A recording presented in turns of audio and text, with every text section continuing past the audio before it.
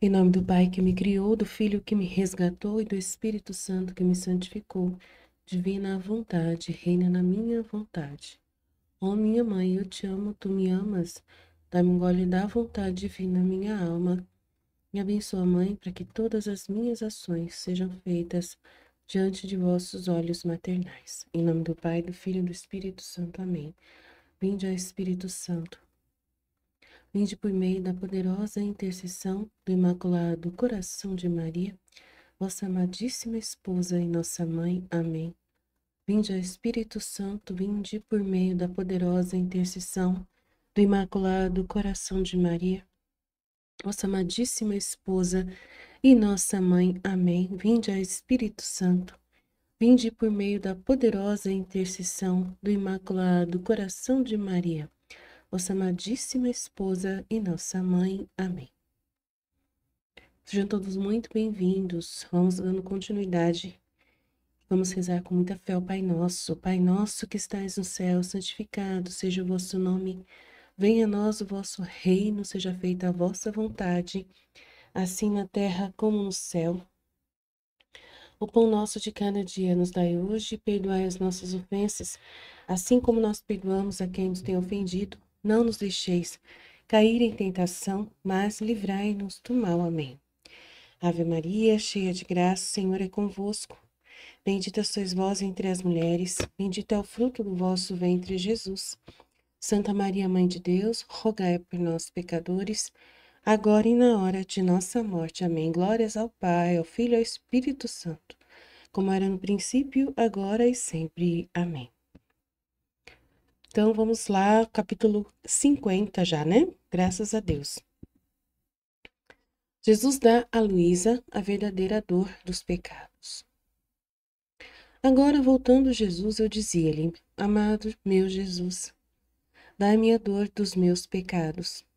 Assim, os meus pecados, consumidos pela dor, pelo arrependimento de ter te ofendido, podem ser apagados da minha alma e também da tua memória. Sim, dá-me tanta dor por quanto ousei ofender-te. Mas bem faças que a dor supere isto. Assim poderei estreitar-me mais intimamente a ti. Lembro-me que uma vez, enquanto estava dizendo isso, meu sempre benigno Jesus me disse: Já que te causa tanto desgosto ter me ofendido, eu mesmo quero te dispor a sentir a dor dos teus pecados. E assim vejas como o pecado é feio, e que dor acerba meu coração sofreu. Por isso, dize junto comigo: se passo o mar, no mar tu estás, embora não te veja. Piso a terra e estás debaixo dos meus pés. Pequei. Logo Jesus, em voz baixa, acrescentou quase chorando: No entanto, te amei e ao mesmo tempo te conservei. Enquanto Jesus dizia isto, eu o repetia junto com ele. Fui surpreendida por tal dor, pelas ofensas feitas, que eu caí com o rosto por terra, e Jesus desapareceu. Poucas foram as palavras, mas eu entendi tantas coisas que é impossível dizer tudo o que eu compreendi. Nas primeiras palavras, eu compreendi a imensidão, a grandeza, a presença de Deus em cada coisa presente, sem que eu pudesse escapar dele, nem sequer a sombra do nosso pensamento. Compreendi também o eu nada, em comparação com uma majestade tão grande e santa. Na palavra pequei, compreendi a fealdade do pecado, a maldade, a ousadia que eu tinha tido de ofendê-lo. Agora, enquanto minha alma estava considerando isso, ao ouvir Jesus Cristo dizer: E ainda assim amei-te, e ao mesmo tempo te conservei, meu coração foi tomado por tal dor que me sentia morrer, porque compreendi o amor imenso que o Senhor me tinha no ato mesmo em que eu procurava ofendê-lo, e mesmo matá-lo. Ah, Senhor, como tem sido tão bom para mim, e eu sempre ingrata e tão ruim ainda. Então a gente vê um momento muito interessante, né, do livro do céu, nessa purificação, né, da alma, da alma, né, de Luísa e na nossa também. E sentir a dor dos pecados é muito interessante, né? A gente acredita que vai ser a única condição para a gente ser salvo, é se nós realmente tivermos essa dor dos nossos pecados. Mas muitos não vão ter essa dor dos pecados, né? Muitos não vão entender isso, né? Plenamente, não vão poder viver isso plenamente. Vão sentir essa dor, às vezes, diante de uma perda, do amor de alguém querido, né? Que Deus às vezes permitiu, ou a dor de um bem que perdeu, né? Um dinheiro que foi roubado, um bem que foi roubado, alguma coisa assim. Às vezes Jesus, sabendo que essa pessoa nunca vai dar para ele, né? Verdadeiramente essa oportunidade. Então, Jesus pode colher essa dor em outras formas, né? Em muitas almas que não vivem uma verdadeira vida com Deus, né? Em direção à sua própria alma, de intimidade, de realmente vida unida a Deus, né? Então, é muito importante entender isso. Então, ela pede, dá-me a dor dos meus pecados. Então, você tem que pedir realmente a graça, porque não tem como uma alma egoísta como nós somos, por nós mesmos, né? Na natureza humana decaída que nós assumimos, né? Sem a ajuda da graça, a gente não consegue, tá? Sentir a dor pelos nossos pecados. E o elemento principal, né, que ele vem fazer um exercício com a Luísa, é de falar dele, né? Para a gente poder sentir a dor dos pecados, nós temos que ter não o humano, né? Não a nossa pessoa, os nossos desejos, né? O valor do que nós valorizamos das coisas como parâmetro para a gente poder sentir essa dor, né? Não é por nós, não é pela dimensão humana que a gente consegue sentir essa dor, mas sim pela dimensão divina, né? Então a graça que Deus vai conceder a Luísa e a nós é ensinar, né, no momento de reflexão e de exercício, o valor dele, o valor do próprio Deus, né? O quanto que ele está em tudo, ele está vendo tudo que você está fazendo, ele está, né, cuidando de você, é ele que está dando a vida para você. Você só está respirando porque ele te deu o respiro. Você só está pensando porque ele está te dando essa graça do pensamento.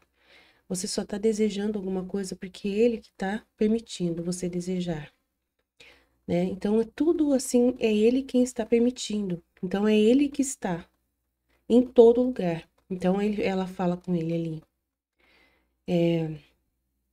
Ele fala para ela assim: já que você sente tanto desgosto por ter me ofendido, eu mesmo quero te dispor a sentir a dor dos teus pecados, e assim vejas como o pecado é feio, e que dor acerba meu coração sofreu. Então, é uma graça. Claro que muitos de nós vamos fazer o exame de consciência e nós mesmos parece que temos que fazer isso sozinhos, mas sozinho a gente não consegue verdadeiramente ver o pecado realmente que nós cometemos contra o irmão e contra Deus. A gente não tem capacidade.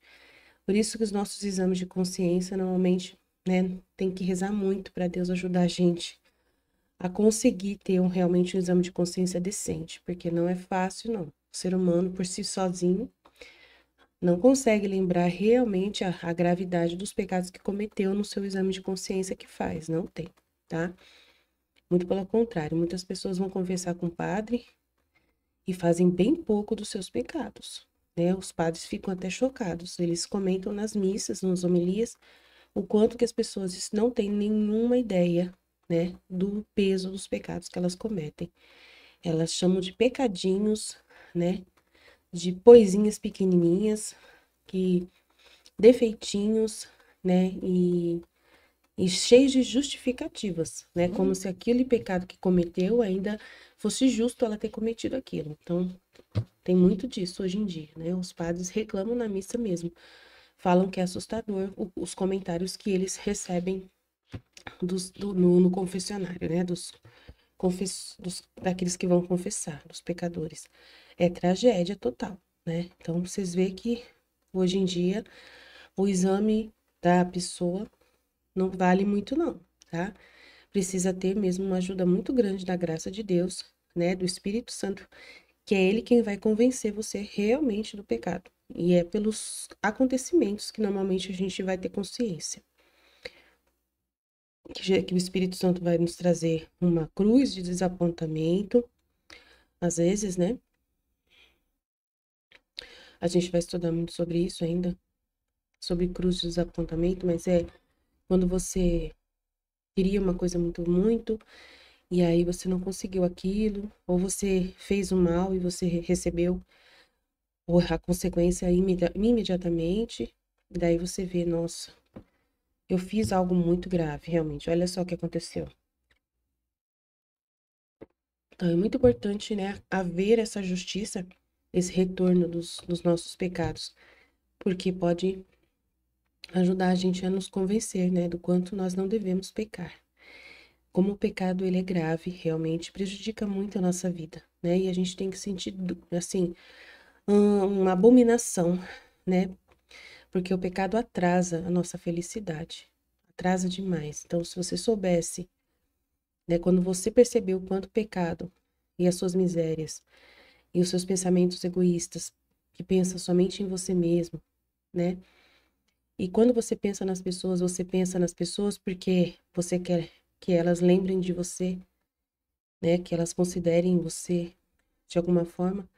Você está no humano ainda, né? Está no egoísmo ainda, está no eu, né? No ego e no seu próprio interesse próprio, no próprio amor próprio, que é gravíssimo. É prejudicial total para a divina vontade esse processo, né? De ficar dentro dos, né?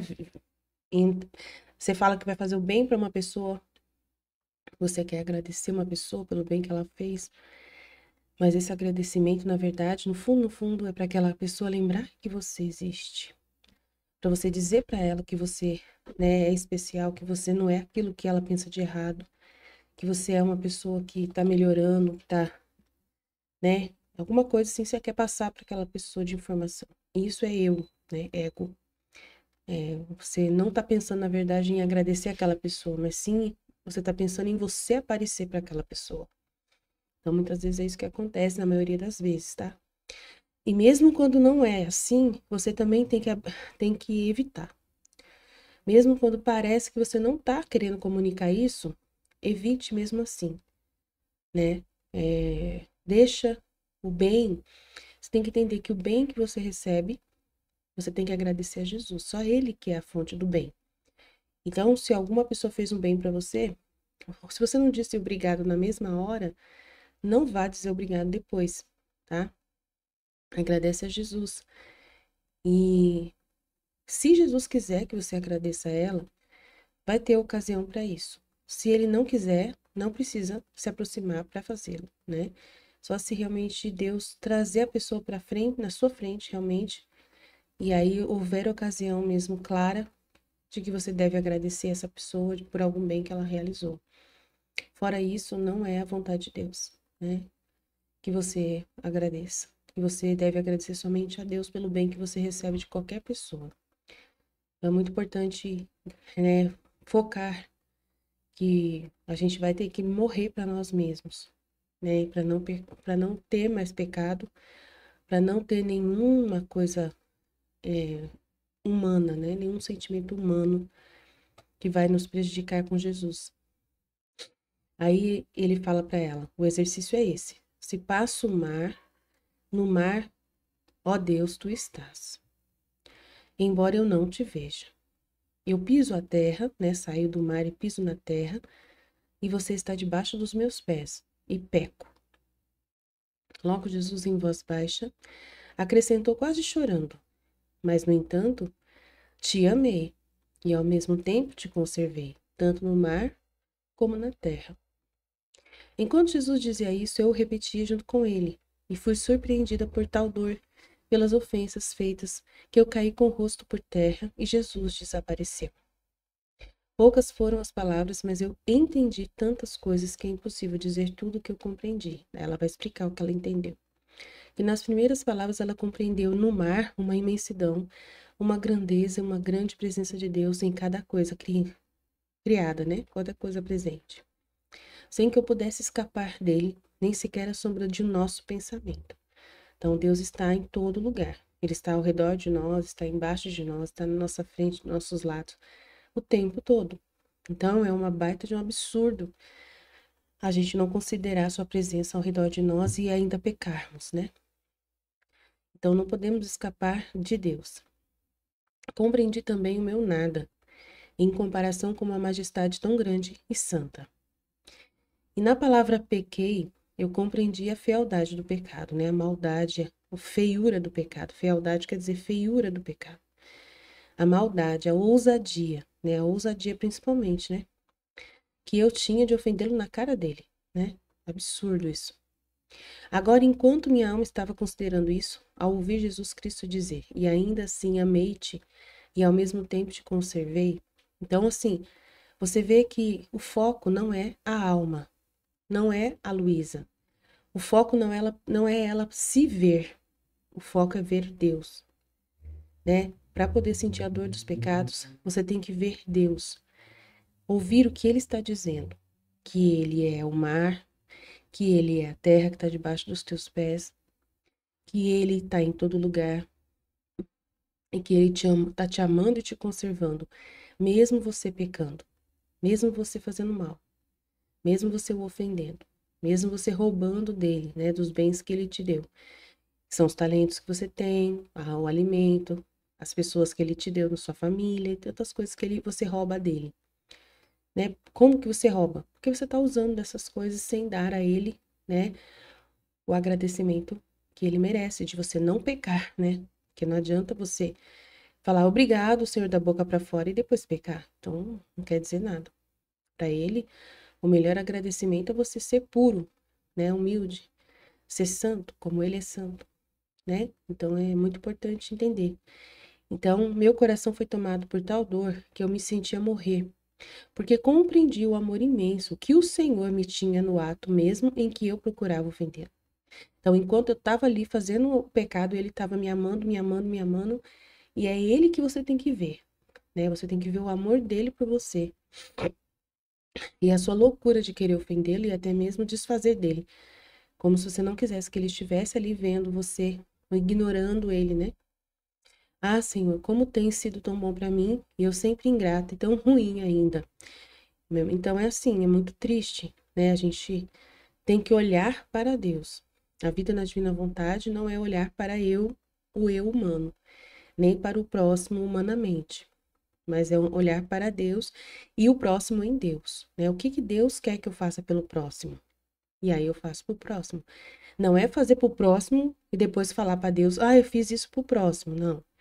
Isso não vai ter valor para Deus, né? Só tem valor para Deus o bem que você faz por causa de Deus, né? Que ele mandou você fazer, senão o bem do próximo não tem valor nenhum. Então é muito sério. Então é muito importante entender.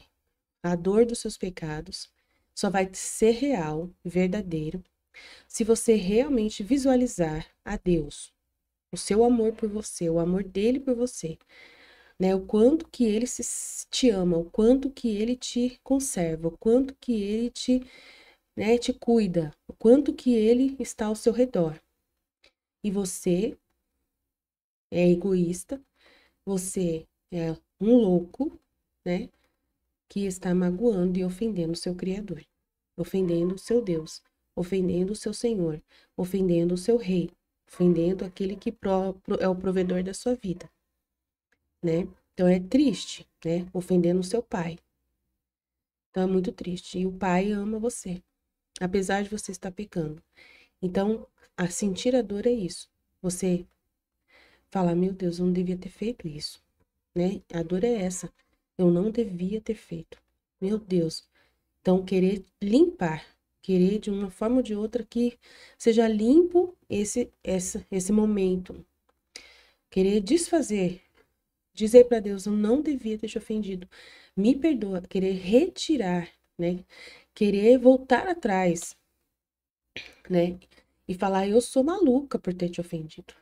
Aí me perdoa, né? E não ficar considerando o pecado, mas considerar Deus e o amor dele por você, que é tão grande, e perdoa você. É esse que é o sentimento da dor dos pecados. Não é a culpa. A culpa não é boa. A culpa é você ficar falando, não posso me aproximar de Deus.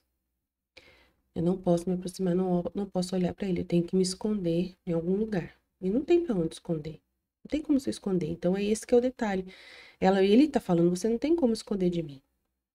Então esse é o elemento principal da dor dos pecados, tá bom? Amém? Jesus, eu confio em vós. Fiat, fiat, fiat. Jesus, eu confio em vós. Até mais.